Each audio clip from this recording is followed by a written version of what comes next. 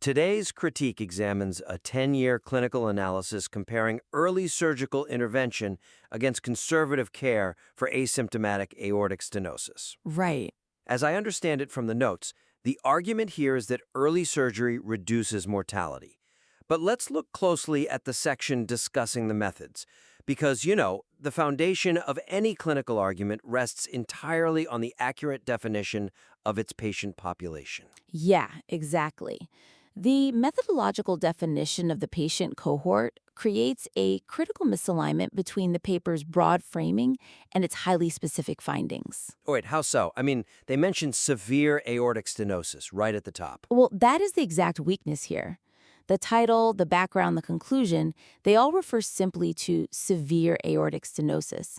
But the methodology strictly fences the cohort as having very severe stenosis. Oh, I see. Right, and this discrepancy is a significant structural flaw because it risks misleading clinicians into applying the 10 years survival findings to a broader, less severe population that was actually studied. Are we baiting the reader with a broad clinical condition but switching the data to a hyperspecific subpopulation? That is exactly what's happening. Because, let's think about the actual fluid dynamics here. A casual reader might assume severe is just a standard catch-all term. Does adding the word very actually alter the clinical landscape in a meaningful way? It really does. In cardiovascular medicine, words like severe trigger specific algorithmic treatment pathways. Right. A normal aortic valve is roughly 3 to 4 square centimeters. When that orifice narrows down to about 1.0 square centimeter, guidelines typically classify that as severe, enough pressure to force the blood through. So the patient compensates, meaning they remain entirely asymptomatic, but the actual methodology here narrows this down to highly specific metrics, right? Like an aortic valve area of 0.75 square centimeters or less, and a peak velocity of 4.5 meters per second or greater. Right. And when we drop the valve area down to 0.75 or less, we are no longer looking at a linear progression of risk. The fluid dynamics become exponentially more dangerous. Wow, yeah. The pressure gradient required to push blood through an opening that small places immense, unsustainable wall stress on the left ventricle. That is not just severe, that is very severe territory. So how do the authors fix the structural flaw? Well, the suggestion is to realign the terminology from the title down through the background and conclusion to accurately reflect the strict, very severe parameters of the study cohort. Okay, so just making sure that specific word is everywhere it needs to be. Exactly. For concrete examples, they need to revise the title to explicitly state very severe asymptomatic aortic stenosis. Right? And in the background and conclusion sections, replace those generalized references to severe disease with very severe.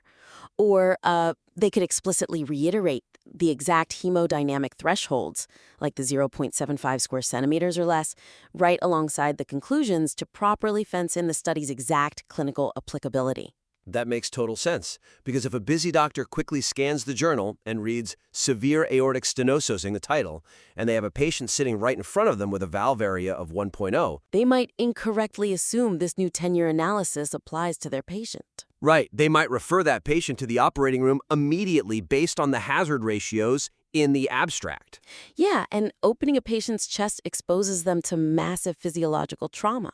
If the valve hasn't reached that critical, very severe tipping point, the surgical intervention itself poses a threat that outpaces the immediate danger of the disease. So the terminology really has to act as a strict firewall. Exactly. Well, having established exactly who is receiving the surgery, this very severe cohort, I think we naturally need to look at how the risks of that surgery are communicated to these specific patients. Right, because the material makes a really strong case for the overall 10-year survival benefit.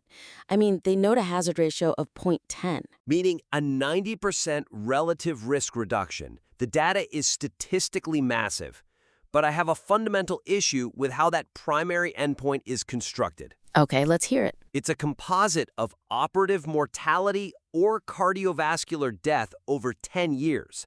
This feels like evaluating a commercial flight's safety by combining the immediate risk of a crash on takeoff with the risk of dying from deep vein thrombosis 10 years later. That is a fascinating analogy. Is there a risk that bundling these timelines obscures the patient's immediate decision-making process? Absolutely.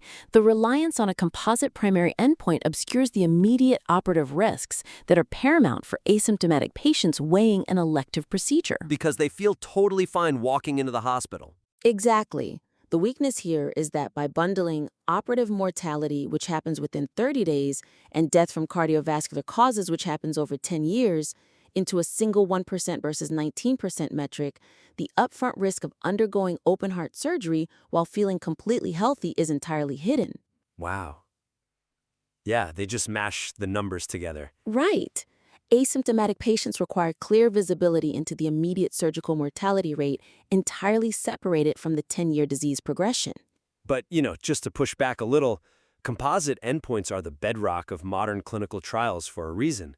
They aggregate event rates to increase statistical power, right? Sure, they do.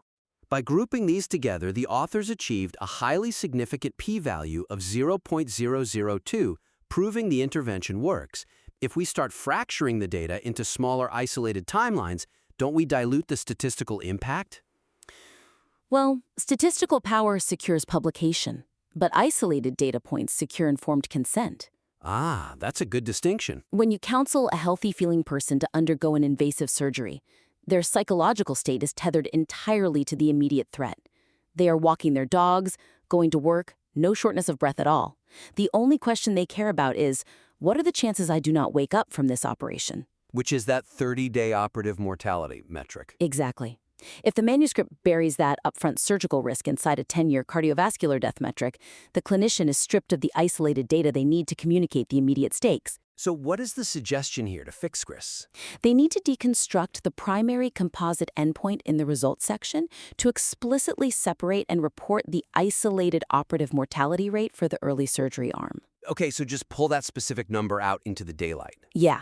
For concrete examples, they should add a specific sentence to the results stating, operative mortality alone was X% in the early surgery group, while long-term cardiovascular death accounted for the remainder. That seems like a pretty easy fix. It is.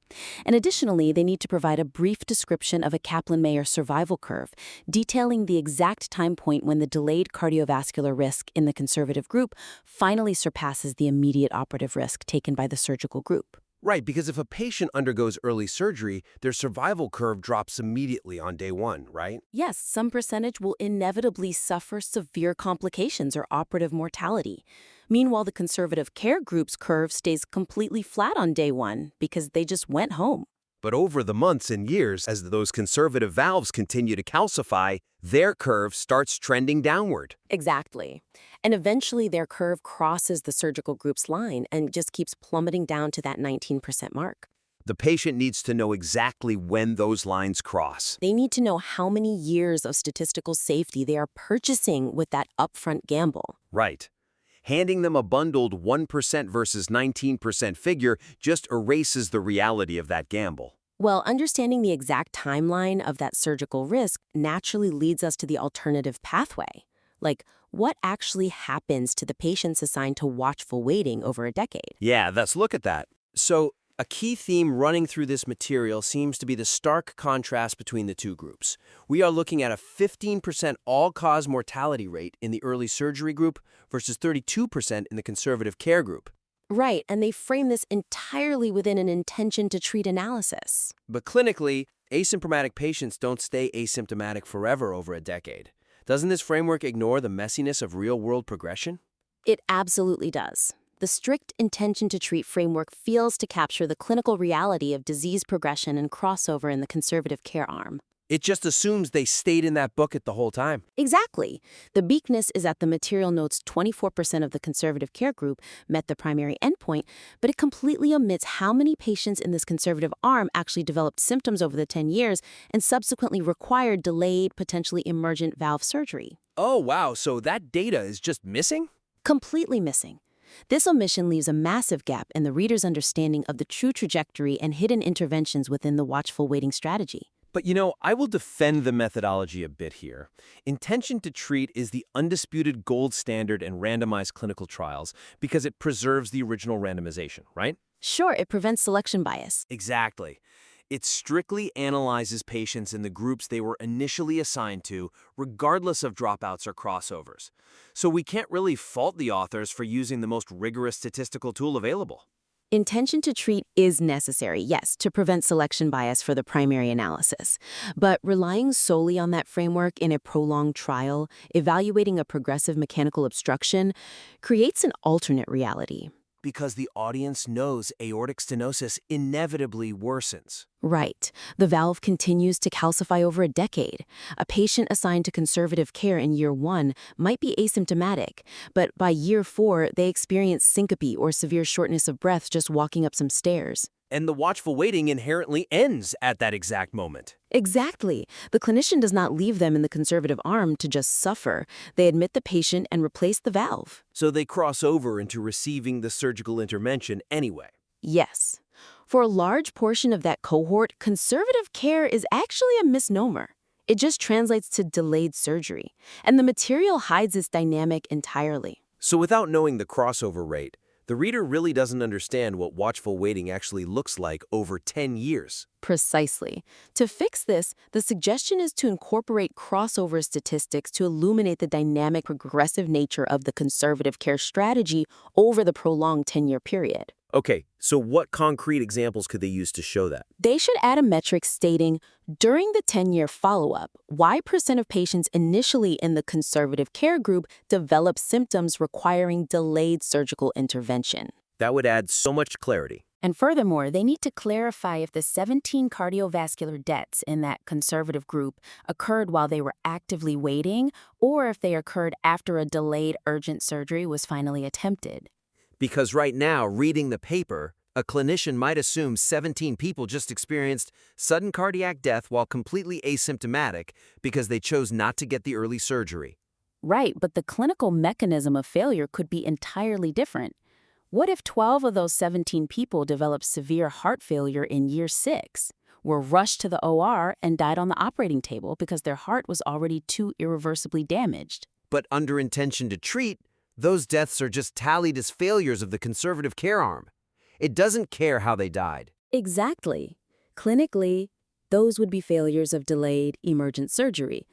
If the material does not explicitly detail the symptom onset and the crossover rates, the reader cannot differentiate between the danger of watchful waiting itself and the danger of waiting too long and operating under emergent conditions.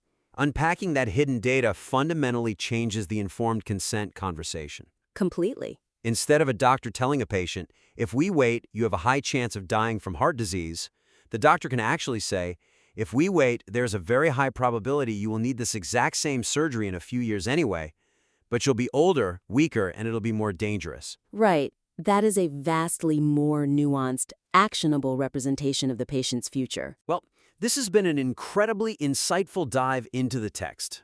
Let's briefly recap the 3 main actionable takeaways for the listener to implement. Sounds good. First, align the terminology to accurately reflect the very severe cohort that was actually studied, from the title all the way down. Right. Second, break out the immediate operative mortality from the 10-year composite endpoint so the upfront surgical risk is clear. And third, detail the symptom onset and crossover rates for the conservative care group to show the true trajectory of watchful waiting. Perfect. And we warmly invite the listener to implement these structural changes and submit their revised manuscript back to the show for a follow-up critique. Absolutely, because human physiology does not conform perfectly to statistical frameworks, and patients need to clearly understand their immediate risks, their long-term realities, and precisely when watchful waiting becomes more dangerous than the scalpel.